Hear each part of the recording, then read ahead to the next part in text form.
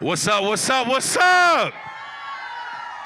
All right, look, before we get this started, I just want to say God is good all the time and all the time. I just had to make sure y'all was with me because I know some of y'all was outside all weekend, so I had to check y'all energy.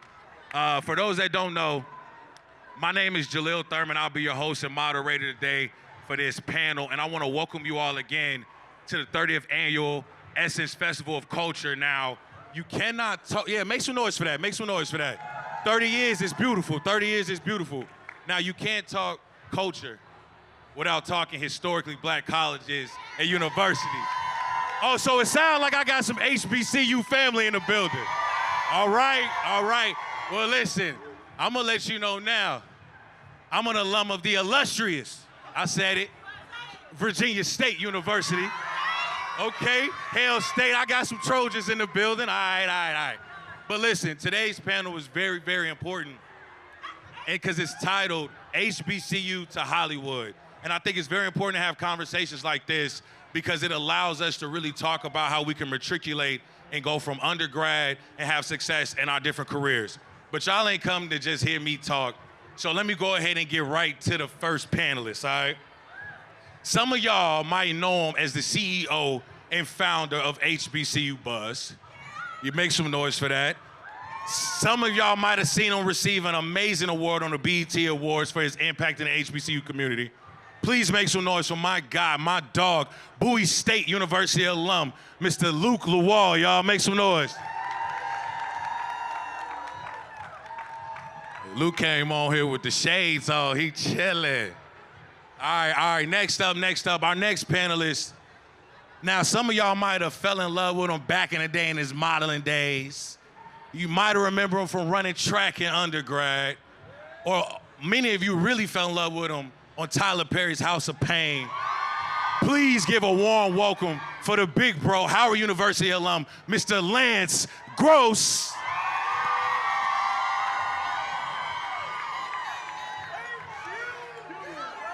Hey, all right now.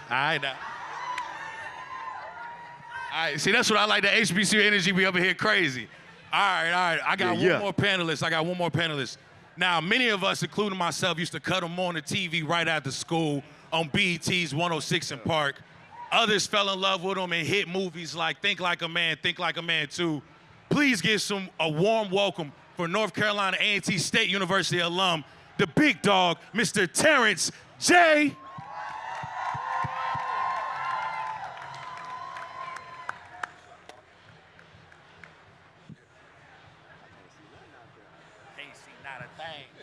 KC. All right, now look, let's get right to it. All right, Luke, I'm gonna start with you. How did your HBCU experience shape you both professionally and personally? Whew. Okay, first of all, I just want to say I'm on the good side of 1911. The good side. It's three of us. We're on the good side of 1911. But see, I pledge the greatest fraternity in the world, Omega Psi Phi Fraternity Incorporated, and when I think of stepping on my college campus, first of all, I start with that because I was on a campus where everyone looked like me, felt like me, wanted to invest in me, and wanted me to be the best that I possibly could. So I just couldn't even imagine who I would be without my HBCU. And a lot of times people ask, like, are HBCUs still relevant? And I respond with that question and saying, like, where would we be without HBCUs? Like, I don't know who I would be. I don't know how I would be able to show up. And if it wasn't for Omega Psi Phi Fraternity Incorporated, the good side of 1911, I don't even know who I would be. I don't know how to walk up straight, you know what I'm saying? So I'm thankful for, what made me who I am. Yeah, nah, shout out to the bros that's in the building. Hey, now, what I think is really cool is that, at HBCUs, it's so many different people that walk through the schools, right? Walk through the campuses, and sometimes you go to different HBCUs, and it's a lot of grace that walk through, right? Howard University is one of those schools that a lot of amazing individuals. I'm gonna give y'all some love. So Lance, for you, in what ways did your HBCU connections and relationships help you to launch your career? Oh man, it played a big part for me, doing this acting thing. I went to LA, I didn't know where to start, but there was an agent by the name of Charles King, who is also a Kappa man. He pretty much walked me through. He was my first agent, Howard University grad. I mean, our network is strong, and we look out for each other. So he signed me, and I really don't think I had the resume to be at it was William Morris at the time. But, he had heavy hitters like Tyler Perry, he had Prince, and, but still it was that HBCU connection and that Howard connection that got me in the door. Hey, and I always tell people, it's really not what you know, it's who you know. It's who you know. Right? Because who you know is going to get you in spaces, sponsorship. They're going to be talking about you in rooms that you're not even in. And speaking of sponsorship, it's interesting because back in the day, Terrance, before when you're on your way to New York to 106, y'all was coming up for auditions and you stopped in Virginia to get gas. One of my OGs told me that story about that. And so my next question for you is, it's that sense of community. Can you share how that sense of community for you at your HBCU has helped contribute to your success? Yeah, absolutely. First of all, how y'all feeling? How y'all doing? I love coming to Essence, man. What an amazing turnout. And when you talk about that sense of community, it reminds me of my HBCU days and how having that camaraderie shaped my life. When I came out of college, it was people that went to different HBCUs that are from that entire HBCU community that changed my career. Will Packer was one of my first big producers. And when I got Think Like a Man, it was because we had that HBCU love, right? So all throughout my career, it's been different people from HBCUs that have nurtured me, had my back, and supported me. And that's why I always advocate for HBCUs to this day. Yeah, shout out to Will Packer. I know we got some Rattlers in the building as well. They over there striking over there. I see y'all. Terrance, I'm gonna stay with you. In your career, and even in undergrad, from doing things in parties, being involved with SGA, there's different ways on the radio that you've had different challenges. How have you been able to overcome your challenges from going from undergrad to where you're at today? Obviously, all of us have challenges, right? All of us come from different backgrounds and going through different things. Social, economic challenges in our community are things that we've all gone through. For everything that's been a challenge, I always look at it not as an obstacle, but as an opportunity. I don't look at my skin color. I don't look at going to an HBCU. I don't look at any of the things that have hindered me as something that's holding me back. I look at it as something I can overcome and become great. Nothing that I've ever been able to accomplish have I been the most qualified for. I've never been the best. I've never been the smartest. I've never been the funniest. I've never been the strongest. But I've been able to get things done because I work incredibly hard. And that work ethic, that perseverance, that dogmatic dog is something that I learned when I was at an HBCU. And so it's something that I carry with me everywhere I go. I don't care who I walk into a room with, coming from undergrad into the workforce, coming from different fields. It's that pride that we have going to an HBCU that has been that core of everything that I've been able to accomplish.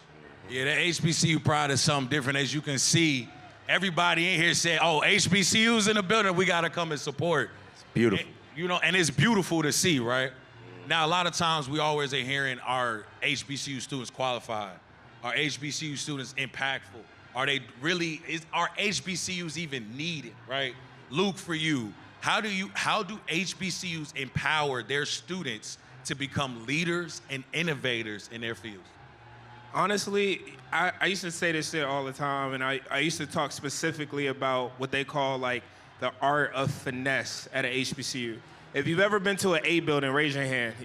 You ever been to the A building, financial aid building? You had to register for classes. You had to figure out what dorm room you was going to be in.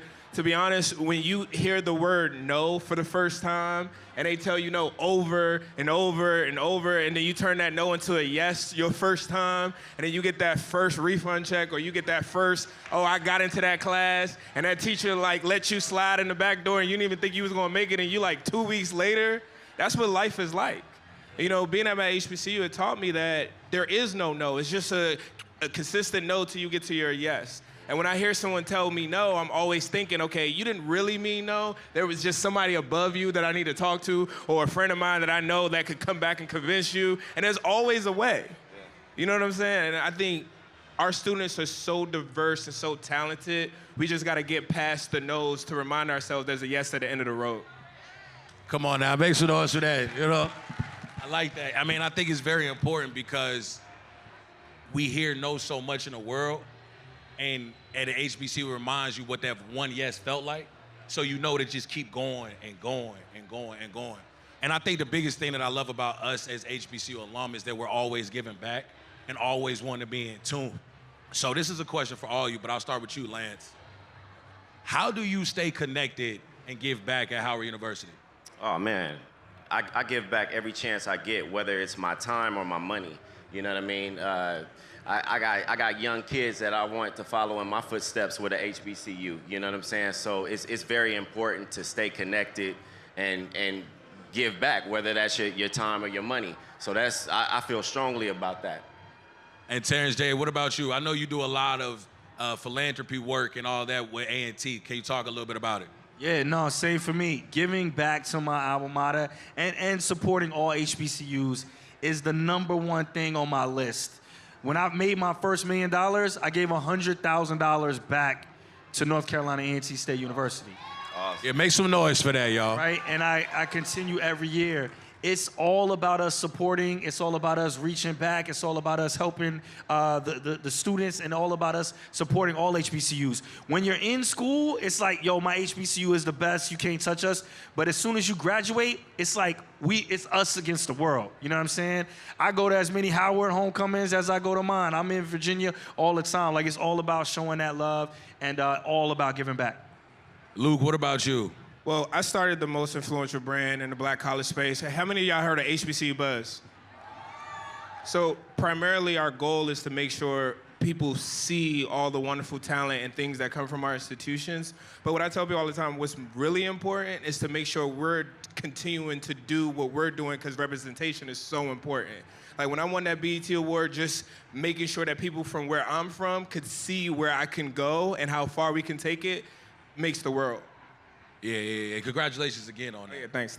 Now, earlier, Luke, you mentioned Omega Psi Phi and the impact that it's had on you.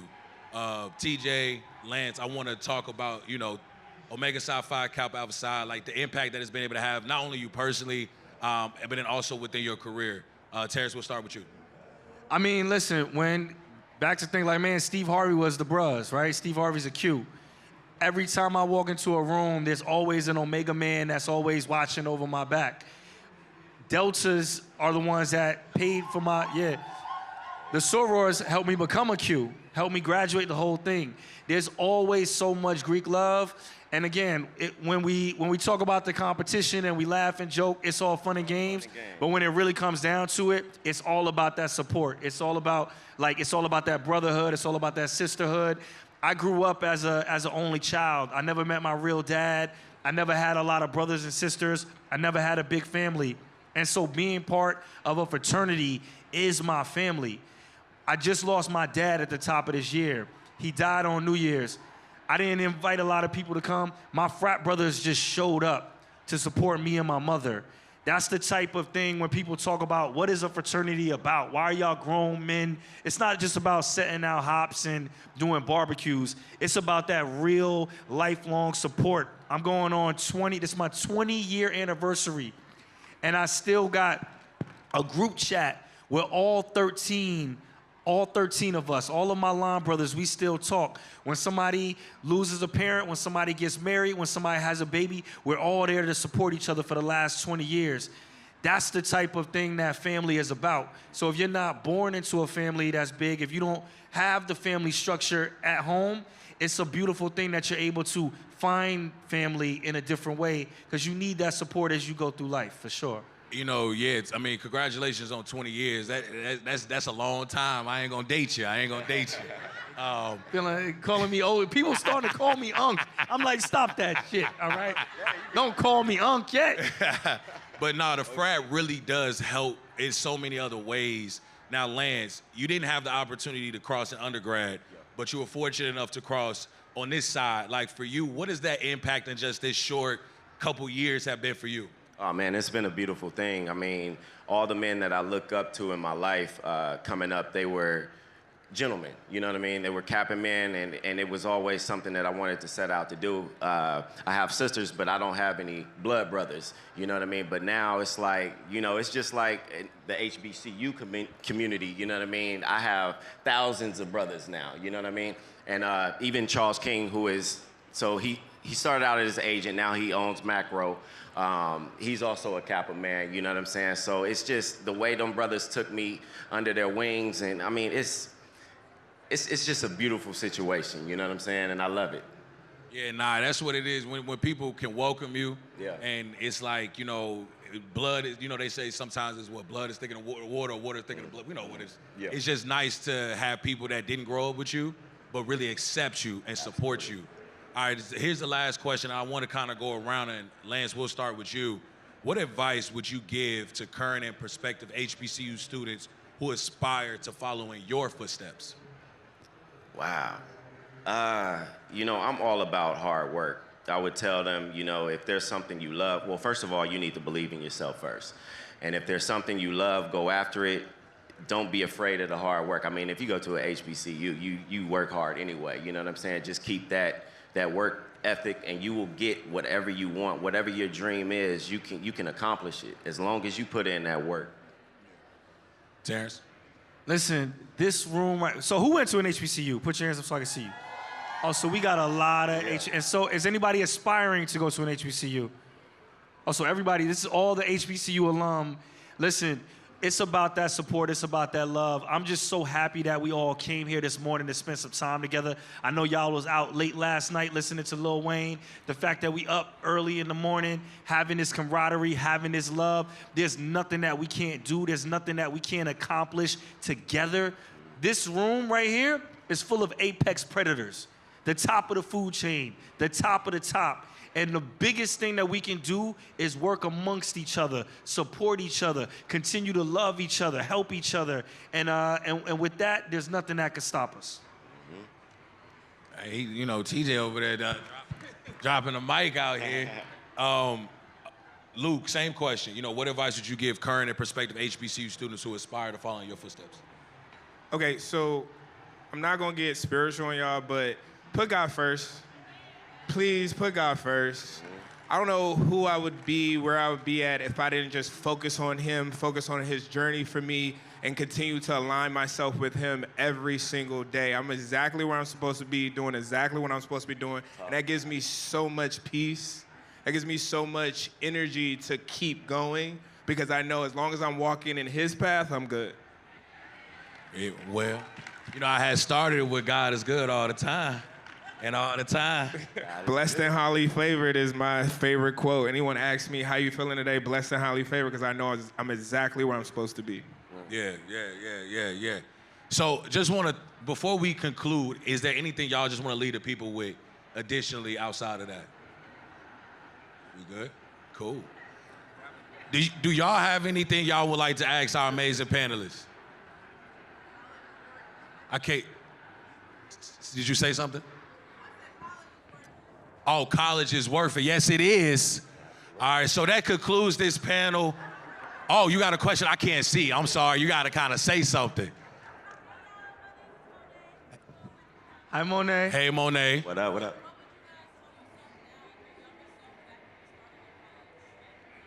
I think she said, what would we tell our Younger self. Yeah, anybody want to take that first? I would live in the moment. Enjoy every minute, you know what I mean? You know, college goes fast. Those 4 years go fast, but and it's always like, I can't wait to be a sophomore, a junior, a senior. I can't wait to graduate, but live in the moment. Enjoy it. You know, like if I could go back, I would go back to Howard in a heartbeat and really relive those 4 years, because it was some of the best times of my life. And you know, we got success, but still, like, those were the best years of my life. That family community that I built, those friendships, I mean, it's priceless, and you shouldn't rush that. Surround yourself with the right people. Surround yourself with the right people. Surround yourself with the right people. They've actually done scientific studies off of vibrations, that if you are around people with low frequency, low vibrations, it will decrease your vibration.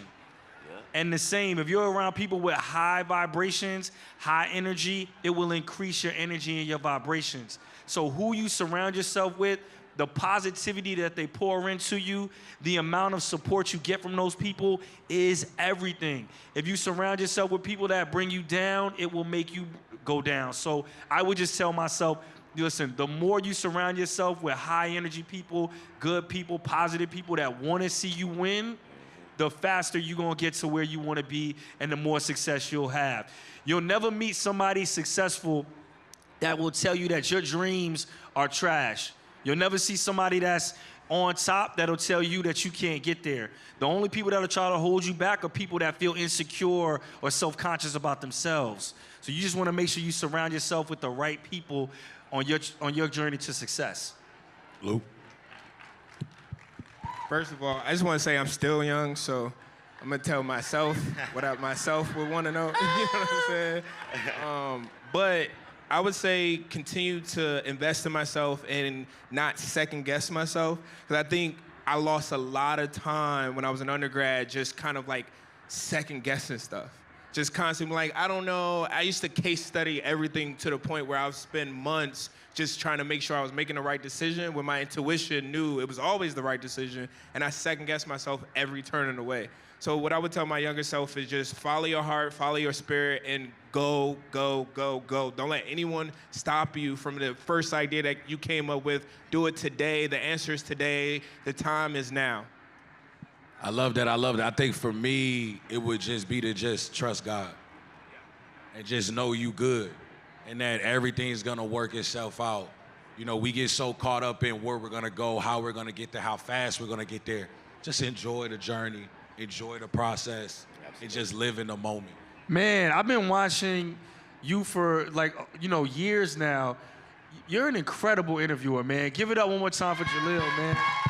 Listen, doing what that is, it's a very unique skill set that not a lot of people have, and you're absolutely excellent at it. So thank you so much for having us on your panel. You do a fantastic job, man. I appreciate that. I appreciate that. And coming from Terrance, that's look. And I just want to thank all you all for coming through today. Please, please, please give it up for Terrance J, Lance Gross, and Luke Lawal one more time, y'all. Now, ladies, Lance is going to be taking all of the photos with his shirt off. I think, where is that happening? I believe at one of these booths. So just be on the lookout for Lance. He did 100 push-ups this morning just for this moment. So make sure you look out for the Kappa man. He's ready. And that concludes this panel. Thank y'all once again for coming out, y'all. Love y'all. One picture.